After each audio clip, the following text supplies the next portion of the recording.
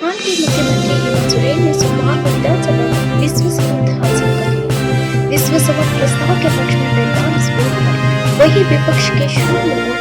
BJP विधायक voting के दौरान विधानसभा से वॉकआउट कर गए हैं।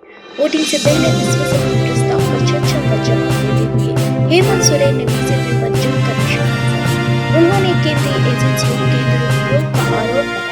हेमंत सोरेन के भाषण के दौरान बीजेपी विधायकों ने जमकर हंगामा किया। हेमंत सोरेन ने कहा, ना इनके पास सोच है और ना ही एजेंडा है, इनके पास पर केंद्रीय एजेंसियां हैं। जितने विधायक है उसके आगे भी आ जाए, आपस तो बड़ी बात है।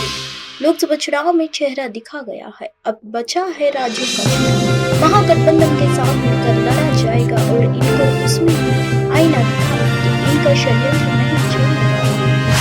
दिल्ली हाईकोर्ट ने सोमवार को वकीलों से एक्स्ट्रा मीटिंग के लिए मुख्यमंत्री अरविंद केजरीवाल के अनुरोध पर तिहाड़ जेल और प्रवर्तन निदेशालय को नोटिस जारी किया है।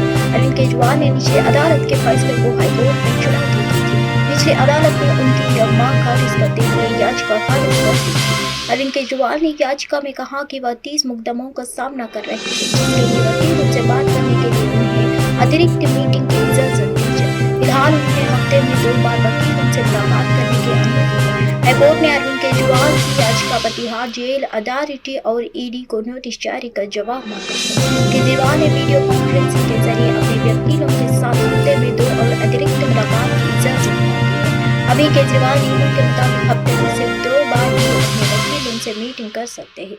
केजरीवाल का कहना है कि वो 30 से ज्यादा केस का सामना कर रहे हैं, इसलिए उन केस के बारे में चर्चा करने के लिए इन मुलाकातों की संख्या बढ़ाई जाने की जरूरत है। इससे पहले ट्रायल कोर्ट ने केजरीवाल की इस अर्जी को उन्होंने कांग्रेस की संसद महुआ मोइत्री ने गृह मंत्रालय पर निशाना साधा है। उन्होंने बंगाल के राज्यपाल सीवी आनंद बोस के कार्यालय की निंदा करने के लिए कोलकाता पुलिस कमिश्नर और डीसीपी के खिलाफ मंत्रालय द्वारा की गई अनुशासनात्मक कार्रवाई को हस्तक्षेप कर दिया है।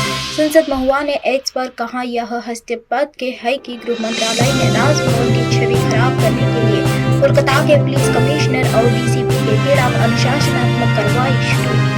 महुआ ने राज्यपाल बोस पर आरोप लगाते हुए कहा कि उन्होंने कार्यालय पर परिसर के अंदर महिलाओं का छेड़छाड़ करके अपने कार्यालय की छवि खराब की है। उन्होंने लिखा, बंगाल के राज्यपाल ने कार्यालय परिसर के अंदर महिलाओं से छेड़छाड़ करके अपने ऑफिस को बदनाम किया है। अपने राज्यपालों पर नियंत्रण रखें, क्योंकि वे खुद पर नियंत्रण नहीं रख सकते हैं।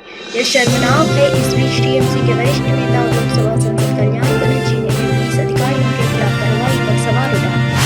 सुप्रीम कोर्ट ने सोमवार पश्चिम बंगाल की ममता सरकार को बड़ा झटका दिया है। सुप्रीम कोर्ट ने बंगाल सरकार की उस याचिका को खारिज कर दिया जिसमें कलकत्ता हाईकोर्ट के फैसले को चुनौती दी गई थी। हाईकोर्ट ने अपने फैसले में संदेशखाली में महिलाओं के यौन शोषण, जमीन हथियाने के और रेशम घोटाले से जुड़ी सभी मामलों में सीबीआई जांच का आदेश दिया था।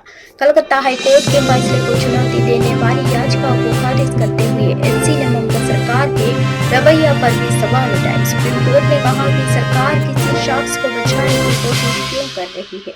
दरअसल संदेशखाली में टीएमसी ने निष्कासित नेता शाहजहां शेख पर यौन उत्पीड़न और जमीन हड़पने का आरोप लगाया। इस मामले में विपक्ष में ममता सरकार पर जमकर निशाना साधा। हाईकोर्ट ने सीबीआई जांच के आदेश दिए हैं।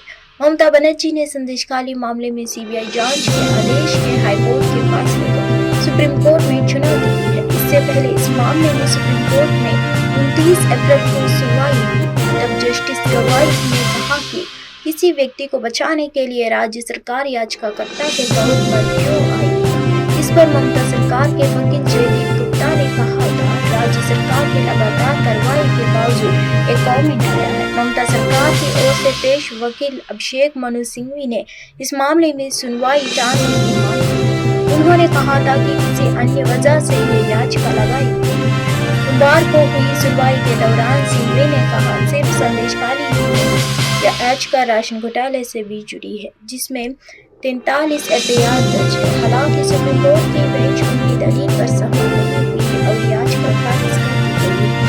पंजाब के खडूर साहिब से निर्दलीय सांसद अमृतपाल सिंह ने हिमाचल की मंडी से बीजेपी सांसद और एक्ट्रेस कंगना रनौत की चंडीगढ़ एयरपोर्ट पर थप्पड़ मारने वाली सीआईएसएफ कांस्टेबल का समर्थन किया है। अमृतपाल ने थप्पड़ मारने वाली सीआईएसएफ कांस्टेबल कुलविंदर कौर को बहादुर बताते हुए जमकर तारीफ की है। अमृतपाल ने सोशल मीडिया प्लेटफॉर्म एक्स पर कुलविंदर कौर के समर्थन में पोस्ट की है। इससे अमृतपाल ने लिखा, हम अपनी बहन कुलविंदर कौर के समर्थन में एकजुटता के साथ खड़े हैं। कुलविंदर का साहस पंजाब की बेटिया की ताकत का उदाहरण है।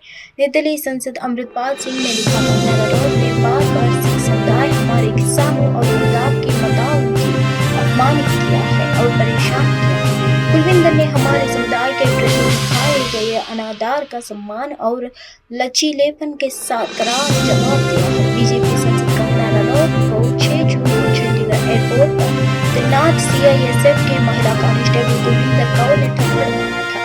कंगना चुनाव जीतने के बाद पहली बार दिल्ली आ रही थी। घटना के बाद कंगना ने वीडियो जारी करके बताया कि उन्हें थप्पड़ मारा गया और गाली दी गई है। उन्होंने कहा कि मैं सुरक्षित हूँ, लेकिन पंजाब में बढ़ते आतंकवाद से चिंतित हूँ। वहीं कुलविंदर कौर का घटना के बाद एक वीडियो वायरल हुआ था, जिसमें वे लोगों को बताती रही है कि कंगना रनौत ने किसान आंदोलन के समय कहा था कि आंदोलन में शामिल महिलाएं 100 से 200 रुपये लेकर प्रदर्शन कर रही थी। इस दौरान उन प्रदर्शनकारियों में मेरी मां भी शामिल थी।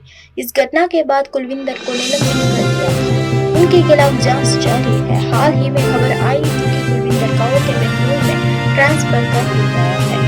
हालांकि इस पर सीआईएसएफ की तारीफ से भी प्रतिक्रिया आई थी। सीआईएसएफ ने बताया था कुलविंदर कौर अभी भी निलंबित है और उनके खिलाफ विभागीय जांच जारी है। हालांकि उन्हें उनके अपने पति के साथ बेंगलुरु स्थानांतरित कर दिया